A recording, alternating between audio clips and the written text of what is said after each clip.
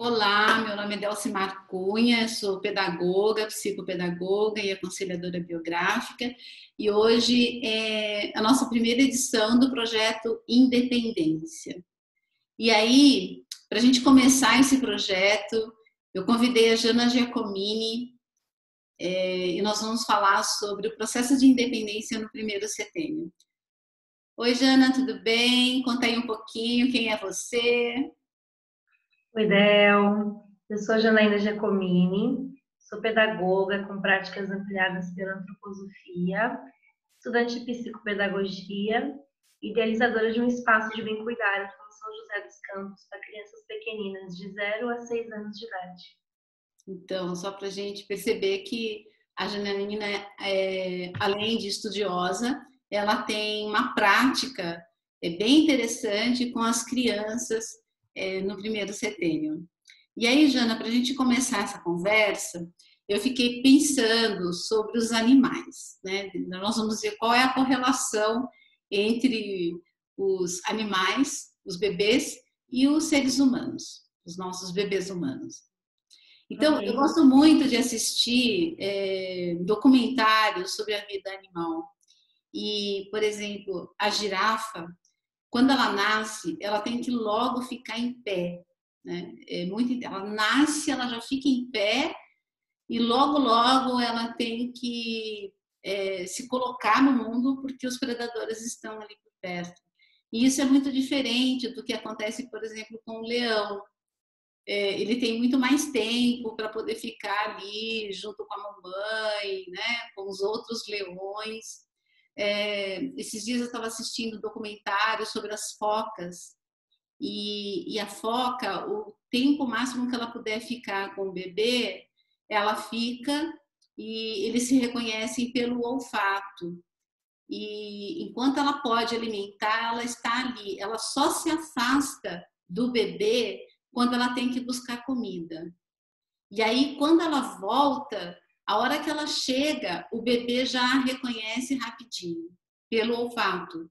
E quando ela tem que se distanciar dele, as outras focas ajudam a cuidar. Esses dias eu vi um outro também que era de um macaco. Uhum. Ele tinha 14 macacas para cuidar dele. Era um Uau. montão. Então a mamãe ficava com ele, e aí na hora que ela precisava se afastar, as comadres todas estavam lá para ajudar a cuidar desse macaquinho. Uma Então, comunidade, né?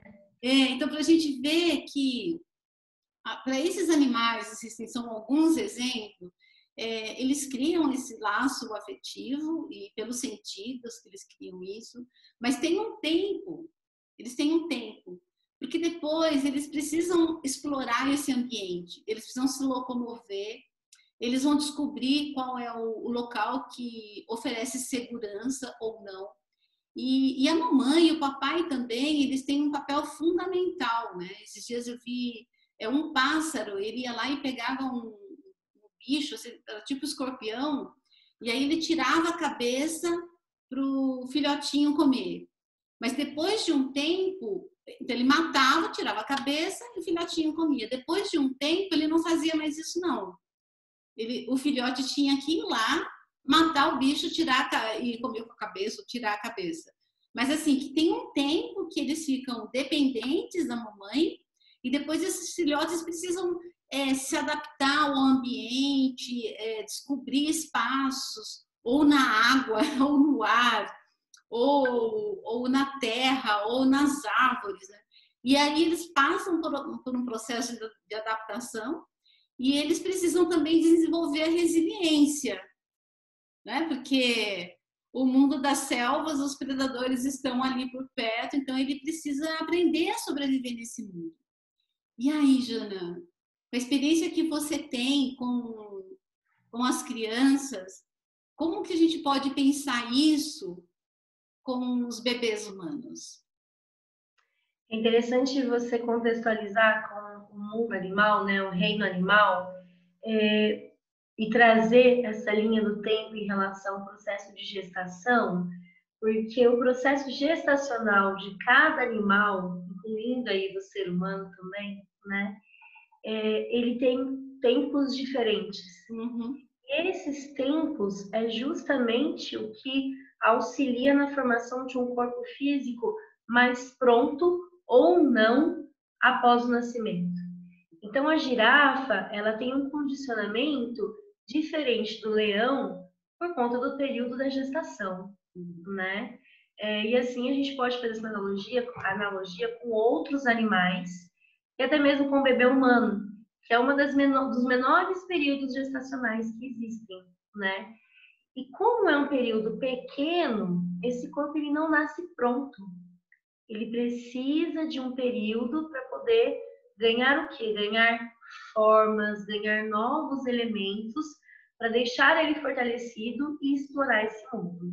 Então, enquanto a girafa, por exemplo, tem toda uma estrutura para já estar em pé, esse bebê humano, ele vai demorar um ano e 2, 3 meses para poder adquirir essa hereditariedade, né? Se colocar em pé. E antes disso tem todo um processo para fomentar esse corpo, né? Desde o começar a observar as mãos, quando as mãos passam em frente ao rosto, a começar a pegar o impulso para rolar, até o momento que ele consegue rolar e ficar de barriga para baixo, depois se levanta aos poucos, até quando consegue se colocar na posição de 4, de quadrúpede, na sequência sentar, na sequência ficar em pé, na sequência começar a dar os primeiros passos e ainda não andar, só ir apoiando e ainda não correr, né? Aos poucos vai correr, aos poucos vai pular. Então, ao passo que um bebê de girafa que tem um período gestacional muito maior se lança para o mundo para se explorar muito mais rapidamente, com o bebê humano não é assim, porque esse corpo não está pronto. E o corpo da criança, esse corpo físico que a gente está falando, ele demora, em média, 7 anos para ficar pronto. É o que a gente chama de primeiro setênio, a vida de 0 a 7 anos. Então é como se o adulto, que é essa mamãe passarinho, né, essa mamãe foca, tivesse o papel de auxiliar, né, o educador também, os adultos que fazem parte do convívio com essa criança que faz o ato de educar, tivessem o papel de auxiliar essa criança a se encaixar nesse corpo que ele nasceu, nesse corpo que ainda não está pronto, que tem 7 anos para seguir esse caminho de maturidade, digamos assim, E é né? interessante a gente pensar assim, no desenvolvimento do bebê humano, como é lindo pensar nesse desenvolvimento dele, nas conquistas que ele faz aos poucos. Então, se ele está lá observando as mãos e todo o movimento que ele faz para essas mãos tocar o próprio corpo, para ele poder sentir a própria pele, sentir o calor do outro, sentir daquele que cuida, que pode ser a mãe, em algumas situações podem ser outras pessoas. E aí, ao longo desse desenvolvimento, até ele ficar em pé, né, ficar na posição ereta, quando as mãos ficam livres para que ele possa, então, conquistar outras coisas, e os adultos que cuidam ficam, não, isso não, isso não. E aí, pensando na independência, qual seria o papel do adulto, do educador e do cuidador, para que essa criança, então, sinta segurança, se sinta confiante, para que ela possa explorar os espaços e assim se desenvolver, não só no desenvolvimento físico, mas o quanto que tudo isso também contribui para o desenvolvimento emocional, né? O quanto que, quando eu falo assim, que quando uma criança vai tentar ficar em pé e ela cai, e ela, por isso que eles são tão molinhos e fofinhos, e na hora que ele vai tentar se levantar de novo com as próprias pernas, com a própria força, o quanto que a gente está contribuindo para a fase adulta, porque quantas vezes na fase adulta a gente cai, né? Quantas quedas a gente tem, e aí a gente fala assim, nossa, eu caí, eu tenho que me levantar. Então, como que seria isso? Já não um adulto, um cuidador, quem um educador, para que a criança, então, chegando ao mundo, nesse processo de desenvolvimento, consiga se tornar independente? Então, dentro da primeira infância, dos 0 aos 7 anos, mora toda a centelha da vida humana nos próximos anos, né? Aquela centelha divina da força de vontade, da coragem, da determinação, de ser destemido, de ser curioso, mora todinha aí, dos 0 aos 7 anos, conforme a gente conduz esse processo educativo, né? Então, se a gente tem, por exemplo, vamos falar dos atos em si, né, do adulto. Se a gente tem, por exemplo, uma criança que joga uma bolinha, essa bolinha rola, ela chora porque a bolinha ficou longe dela. Você pega a bolinha e devolve. A criança faz a mesma coisa de novo. Você pega e devolve. Essa criança não tem a oportunidade dela ir atrás dessa bolinha, dela ir atrás daquilo que ela está almejando, né? Ela está com tudo na mão sempre. Isso pode ser com uma bolinha, isso pode ser com um ato de refeição, se ela já tem uma idade para poder começar a se alimentar sozinha, mesmo que com as mãos. Trocar de roupa, preparar, ajudar a preparar o alimento, organizar a sua cama. Se sempre esse adulto está servindo essa criança, né? Esse ato de vontade, de conquista, de determinação, não vai fazer morada nos músculos e nos ossos dela, porque são forças que ficam presentes nos nossos ossos e nos nossos músculos, que lá no futuro vai nos auxiliar a ser aquele jovem ou aquele adulto que corre atrás do que quer, né? Não estamos falando aqui em nenhum momento que, então eu nunca posso pegar a bolinha e entregar, eu nunca posso ajudar a fazer a cama. Claro que pode, mas que sejam movimentos de referência, né? Não de sempre fazer pela criança. Ou então aqueles atos de explorar, né? Que com certeza tem o risco de cair, de se machucar, mas isso também é importante, porque na vida a gente cai, a gente rala, a gente sacode a poeira e segue, né? E o papel do adulto nesse momento sempre é zelar por essa infância, cuidar para que a criança esteja ao nível do seu olhar, de forma que se cair, você está próximo para acolher. Se cair, você viu como aconteceu. Você preparou o ambiente para que o menos arriscado fosse, né, para essa criança. Mas se acontecer também, está tudo bem. Você está ali, adulto da situação, para acolher, encorajar e seguir. Uma outra coisa assim que é um exemplo bem interessante, muito comum, os adultos têm o hábito, vamos supor, de ir ao parque, de levar a criança em algum lugar e ficar o tempo todo com a criança na mão, né? Não, fica aqui pertinho, não sai de perto de mim. E aí a gente tem crianças que não conseguem criar a confiança de ir para o mundo, porque vamos ficar pertinho do pai e da mãe sempre, né? Ou do cuidador, da cuidadora, da educadora. Eu costumo falar assim para as minhas crianças: você pode ir até onde os meus olhos te veem e até onde os seus olhos me veem. Esse é o limite. Até onde eu vejo a criança, onde a criança me vê. Até ali ela pode explorar o mundo, porque ela está segura sobre os meus olhos, né?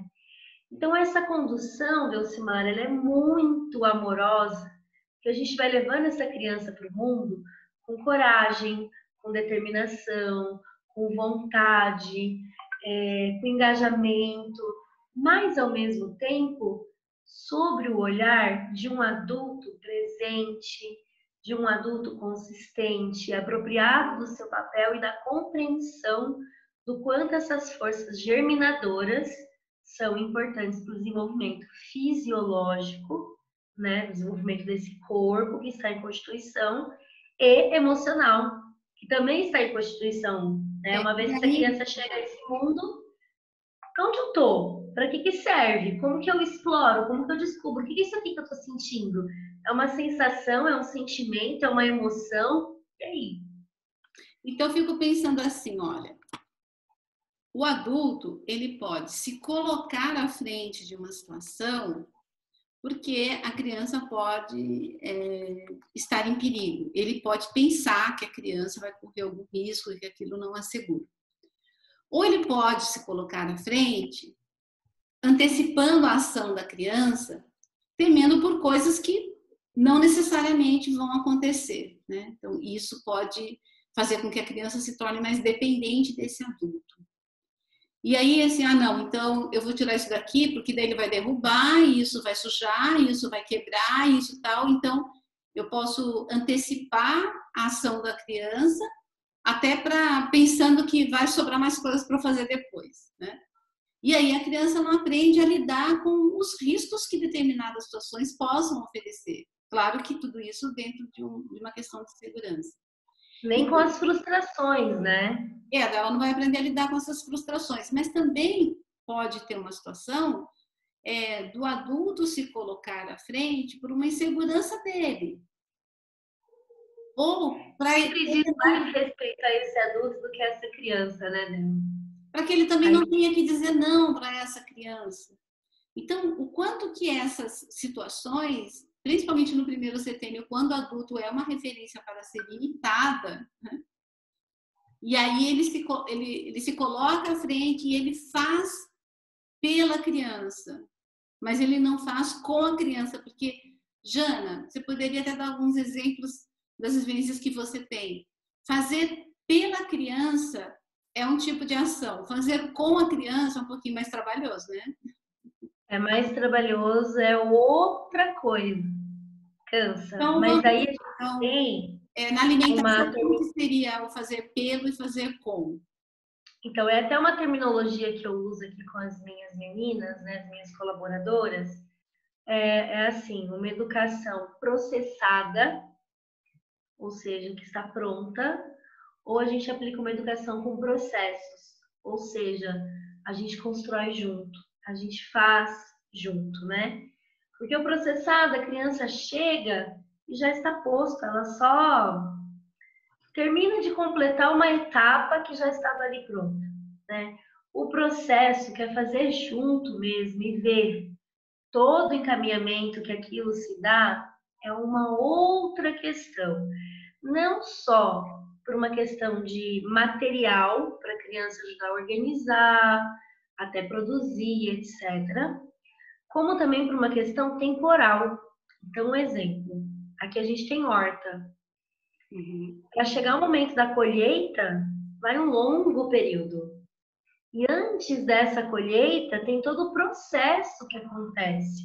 Do preparar a terra, do adubar, do colocar a semente, regar, observar crescendo, né? Que tem crescimento em suas etapas também de diferentes. Depois que cresce, o que vem primeiro? A flor, o botãozinho, na verdade o botão, a flor, o fruto ou o legume. Aí, agora a gente está no período de berinjelas aqui na horta.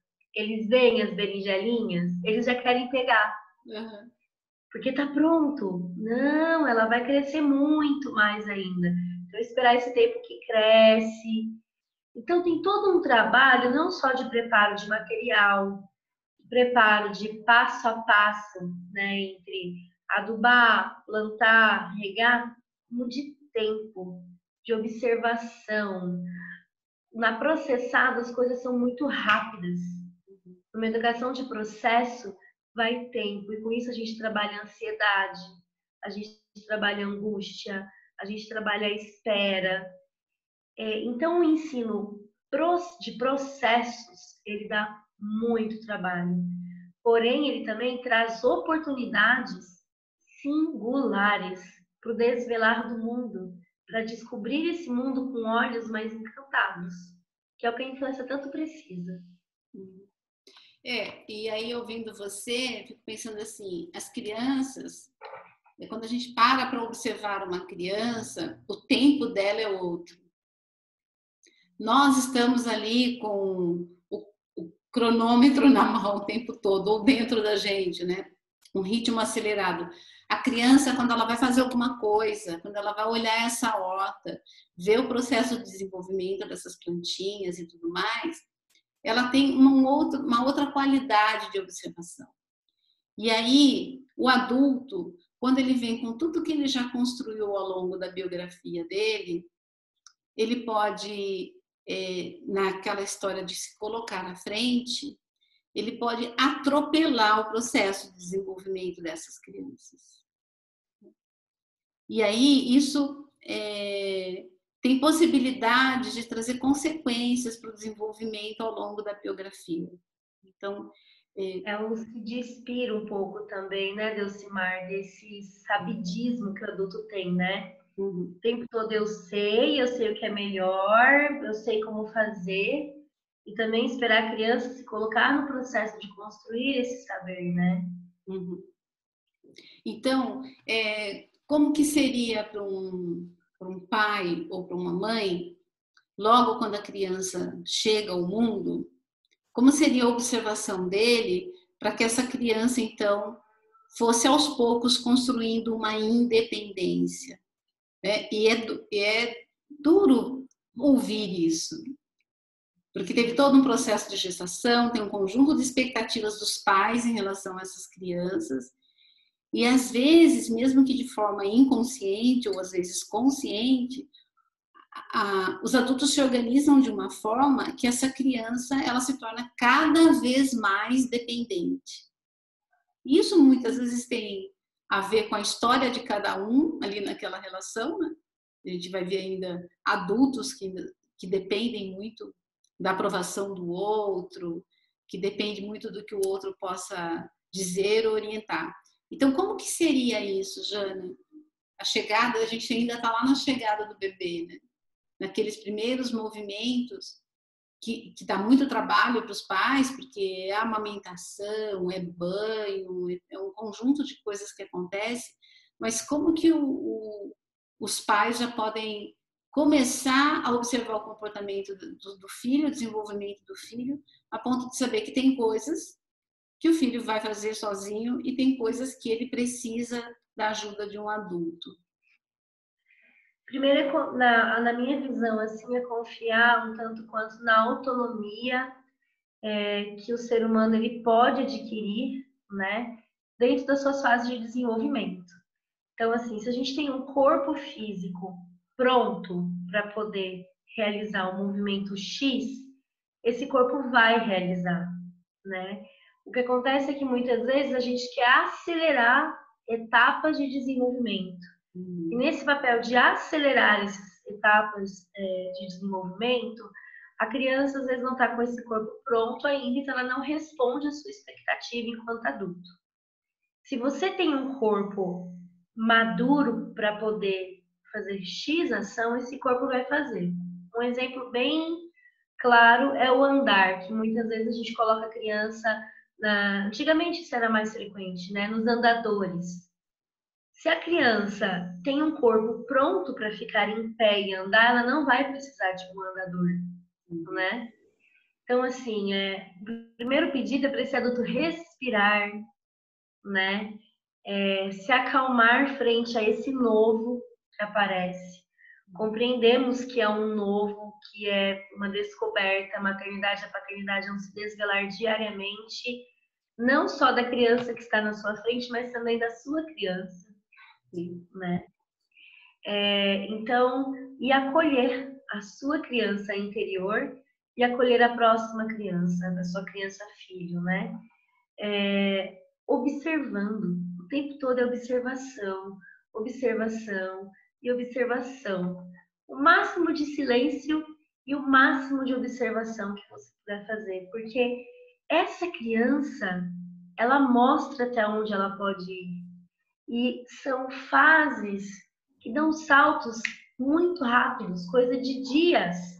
Ela já está fazendo outra coisa, e te apresentando que agora ela pode dar um novo passo, e mais um passo, né? Então, eu trago como acolhimento para a criança interior desse adulto, para a criança nova que aparece à sua frente, e a observação o tempo todo, Delcimar, para poder saber quais novas etapas a sua criança já está adquirindo e assim você conseguir avançar com ela em novas possibilidades de atividades, de experiências e etc. E também algumas questões que eu acho assim, relevantes para esse assunto é, às vezes você demora para ter alguma atitude no sentido da independência do seu filho, por uma insegurança sua mesmo. E também por comparações que você faz com os filhos dos seus amigos.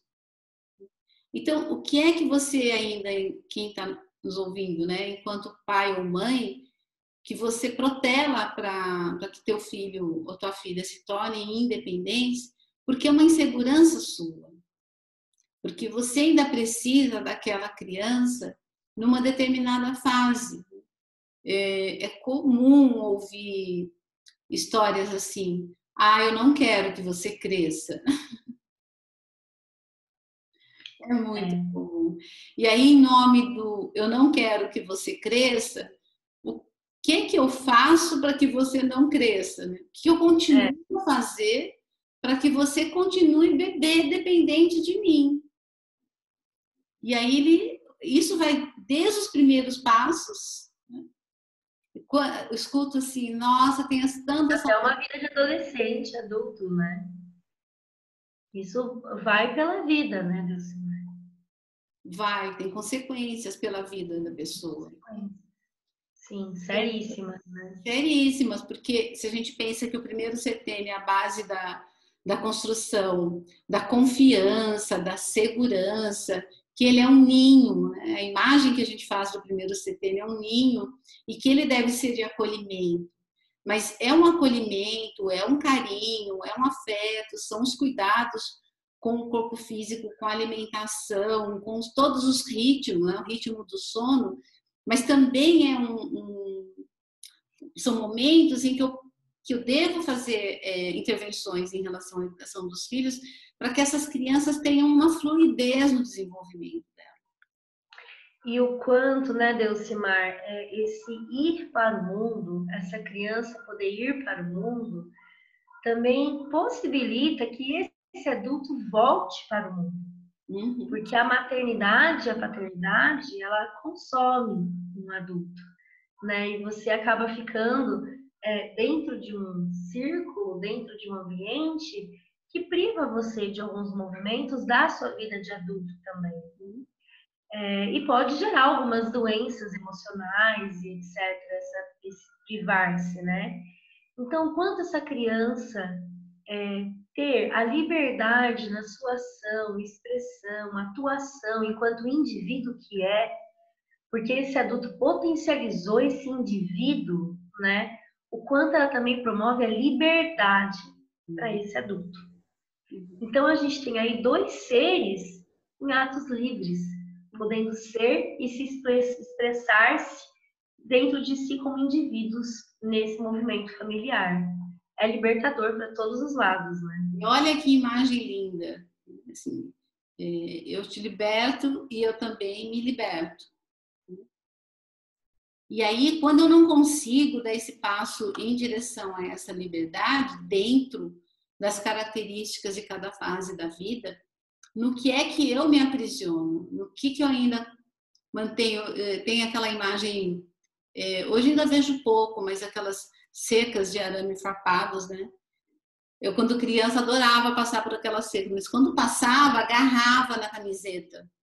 Então, você tinha que voltar, e aí alguém tinha que ir lá e ajudar a tirar e tal. E às vezes na vida a gente fica preso em alguma situação, assim, vai atravessar a cerca e não consegue. Né? Você fica agarrado naquela situação, naquele contexto, ou numa questão emocional, e não consegue fazer a travessia. E quando eu não consigo fazer a travessia nesse sentido, eu não possibilito que o outro também faça essa travessia. Então, isso tem muito a ver com um processo de autoconhecimento, do quanto que eu também me sinto seguro nesse espaço, nesse ambiente, e que eu faço com que essa criança também se sinta segura. Se eu também conseguir desenvolver a resiliência ou não, né? Se lá no meu primeiro setênio eu consegui me movimentar pelo espaço, me adaptar às circunstâncias, o quanto que o adulto que cuidou de mim possibilitou que eu conseguisse subir em árvores, balançar. Sozinho. Comer sozinho, mesmo fazendo sujeira, e depois eu tendo que ajudar a limpar essa sujeira, né? Faz parte do processo também. Muitas vezes o adulto tem ações para essa dependência que poda ela, porque vai dobrar meu trabalho. Essa criança vai comer, vai cair comida, eu vou ter que limpar. Essa criança vai dormir aqui, vai bagunçar o lençol, vou ter que arrumar, né? Mas se a criança está envolvida no fazer, diminui um pouco o peso para você, porque ela vai ajudar a limpar, ela vai ajudar a arrumar, né? Envolvê-la nesse ambiente que ela vive e convive. A gente traz a dignidade, os atos nobres, quando ela pode fazer parte. É fazer parte de um sistema. Não ser servido, mas estar ali para fazer parte. E aí, enquanto eu sempre fico puxando mais para o lado do adulto, né? Quanto que o adulto também precisa fazer com. Então, eu vou lá, a criança está se alimentando, eu estou com ela. E na primeira vez que ela vai limpar aquilo que ela deixou cair e tal, eu faço com ela. E eu faço com ela uma série de coisas, inclusive brincar. Eu brinco com ela. Tem todo um processo de observação do desenvolvimento desse bebê. E, claro, essa observação ela é de extrema importância, mas há momentos em que eu vou fazer com a criança, até para que eu me torne mesmo cada vez mais esse adulto referência, que seja uma boa pessoa para ser imitada pela criança, né? E faço com ela. E às vezes a criança não quer que você faça com ela o tempo todo, porque existem coisas que ela quer fazer sozinha, mas ela está lá brincando de fazer a comidinha, né? Ela nem quer na brincadeira que você faça a comida, mas ela fala: olha o que eu fiz, experimenta isso daqui. Exatamente. Aí você entra no mundo, faz de conta, nossa, mas está uma delícia. Ai, adorei. Você quer mais? Acho que eu quero mais um pouquinho. Aí ela vai lá, faz de conta. Então, como que eu entro também nesse universo simbólico da criança, do fazer de conta? Como que é isso lá no seu espaço, Jana? O espaço Bem para as crianças brincarem. É bem vivo e gostoso, mesmo porque a gente não tem o hábito de entrar na brincadeira da criança se não for convidado, né? Então a gente tem todo um ritual de respeito para esse brincar, porque é entrar no mundo de fantasia que não é nosso, a gente só entra se for convidado. Mas quando é convidado, é tão honroso você ver que a criança preparou aquele bolo para você, ou então aquele brigadeiro, que ela quer você junto fazendo um balanço na rede, que ela te convida para poder pegar na mão dela para subir um tronco, que ela está arrumando coragem para poder caminhar sobre ele. Então, quando há o chamado para a gente estar fazendo junto, gente, é muito honroso, é singular. E ela tem o tempo disso, né? Eu já fui professora na educação infantil e aí eu me lembro que uma garotinha apareceu com roupinha de chapeuzinho vermelho, né? Aí ela chegou, eu estava lá no canto, ela conversou comigo e ela falou assim: agora eu preciso ir embora, eu sou a Chapeuzinho Vermelho, né? Então ela chegou, fez o contato que ela quis, o tempo que ela quis, como Chapeuzinho Vermelho, e aí ela continuou andando pela sala e conversando com outras crianças, interagindo no tempo dela. E é nesse brincar também, Delcimar, que a gente consegue observar as crianças que são mais independentes e as que são dependentes, né? Então, as que são mais independentes, elas serão essas que farão uma comidinha e irá trazer para você. As que são dependentes são aquelas que precisam da sua presença ao lado delas para cada detalhe do fazer essa comidinha. Daí é bem interessante, porque se a gente for aplicar uma educação mais terapêutica, né, um olhar mais cuidadoso, a gente auxilia essa criança mais dependente a fazer a transição para a independência. Então, aos poucos, a gente auxilia ela a começar a buscar os ingredientes sozinha, a cozinhar sozinha e depois trazer para a gente. O brincar, ele é muito curativo, muito curativo. E observar a brincadeira do lugar da criança, né? Teve uma vez um garoto, ele falou assim, hoje foi o pior dia da minha vida. Eu falei, mas o que aconteceu? Ele falou, eu perdi o palito premiado. Eu achei a coisa mais linda. Gente, que saudades quando o maior problema da vida era perder o palito premiado. Então, assim, e aquilo é sério para ele. Ele estava sofrendo mesmo. Assim, poxa, perdeu a chance de tomar 2 picolés, sei lá, alguma coisa nesse sentido. Então, às vezes a criança, ela tá na brincadeira, mas ela tá falando sério.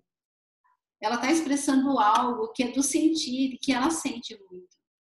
E aí o adulto, às vezes ele pode fazer um tipo de intervenção, fala assim, não é assim, ou é uma bobagem, e não é. Então, quando a menininha veio brincar comigo, Chapeuzinho Vermelho, ela estava no mundo da fantasia do Chapeuzinho Vermelho. Quando esse menino traz assim um problema que naquele momento era um problema existencial, eu estou sofrendo porque eu perdi o palito, parece um problema bem pequeno para gente, mas se você olhar do ponto de vista da criança, que ela perdeu alguma coisa que ela gosta muito, é sério. É sério. Tem um livro que eu acho que o título é isso, Brincar é Coisa Séria. Então, às vezes, porque é uma brincadeira, eu levo de um jeito que desqualifica o brincar, a imaginação e os sentimentos das crianças. Na verdade, a profissão da criança é brincar, né? O trabalho dela é o brincar. E quanta coisa ela pode expressar enquanto ela brinca. Pois é. Bom, Jana, acho que nosso papo hoje fica por aqui. E aí depois a gente pode avançar um pouco mais nessa conversa, porque nesse primeiro setênio, à medida que a criança se desenvolve, são tantas conquistas nessa independência. A gente tem a alimentação, tem o sono, movimento. É uma série de circunstâncias e muito trabalhoso. Até mesmo a fala, né? Uhum. Dependência na fala. Tem vários detalhes sutis que a gente pode estar desenvolvendo em relação a esses temas. Uhum. E como que ela se sente livre para expressar o movimento, para expressar a fala, para expressar aquilo que ela pensa, para expressar aquilo que ela sente. Então, quanto que esse ambiente oferece a segurança e a confiança necessária para a livre expressão da criança. Ou até mesmo, enquanto bebê, o quanto ela tem a permissão para poder falar. Porque muitos bebês hoje em dia atrasam a fala porque os pais já respondem antes deles perguntarem. Por exemplo, qual a independência e dependência que mora nessa fala e atrasa a sua fala. Uhum. E aí, você falando nisso, eu me lembro da tecnologia. Nossa, é muito conteúdo.